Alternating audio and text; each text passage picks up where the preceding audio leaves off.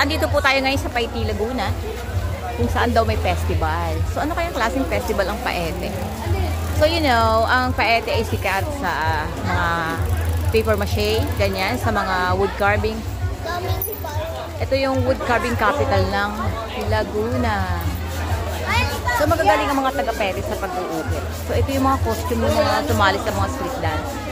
Sayang din na yata namin naabutan. Ang ganda ng mga ikarutan nila. Which one? Ayun na, tanga na pa. Ganda naman ang video. Ganda naman. Nasa camera mo, boss. Wala akong camera. Camera niya lang. Hindi pa pala sila nakakapagsayaw. Patay na. So, ang gaganda ng mga taga-Paete. So, ang Paete po, kasunod na bayan lang namin. So, kami Kalayaan, tapos Longos, tapos ito na, sunod na bayan ang Paete. Nasaan yung kasama ko? Si Orlan ulit yung kasama ko. So, ang ganda naman ang costume. O, bula-bulaklak. Hindi pa rin yata ito sila nagsasayaw. Ay, ang ganda naman ang costume.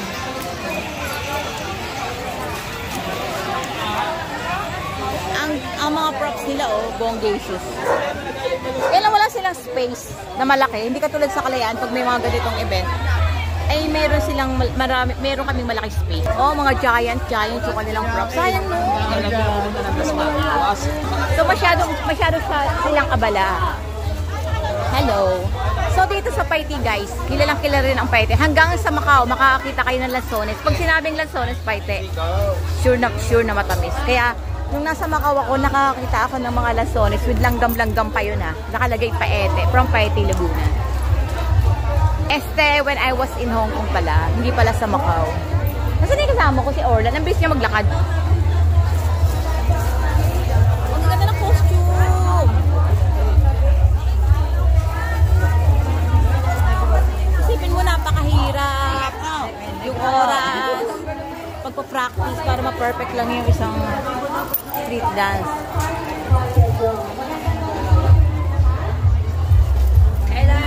Engages yung kanilang mga costume, ha. So, ito yung unang araw ng festival. So, sayang nakapagsayaw na pala yung iba. Late na kami dumating. Parang ang aga nila nag-start, hapon pa lang. So, yung oras ngayon is 7:80 na. So, ang daming nanonood. Kasama din nanonood yung si M&M. Yan, yung chocolate na M&M.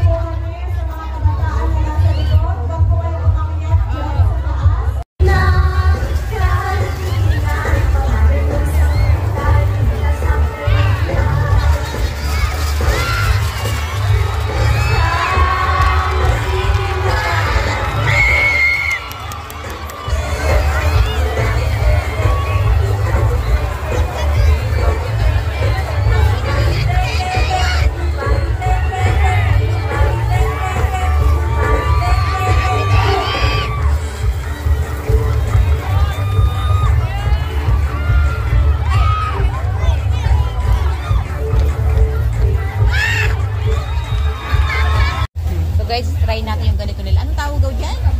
Chinese medium? Ayun ang corn dog ng dulo. Ayun.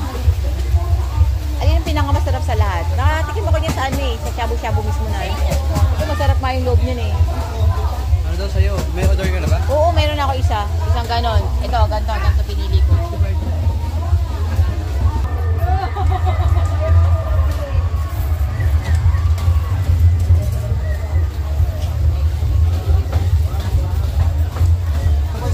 So, ito na yung kaninang mahaba. So, 70 pesos to, ha. Ewan ko lang kung masarap. Try natin kung masarap. Ito na. So, yung lasa niya, hindi naman ganun talagang nag-expect ako masarap na masarap. Hindi naman. Parang okay lang. Maraming bumili, kaya akala ko talaga masarap siya. Sabi nga ng pinsan ko si Orlan, 70 siya, hindi siya ganun kasarap sa presyo niya daw. Nga, kala ko talaga masarap eh. Pero parang okay lang din. Pero hindi naman talaga siya masarap na masarap talaga.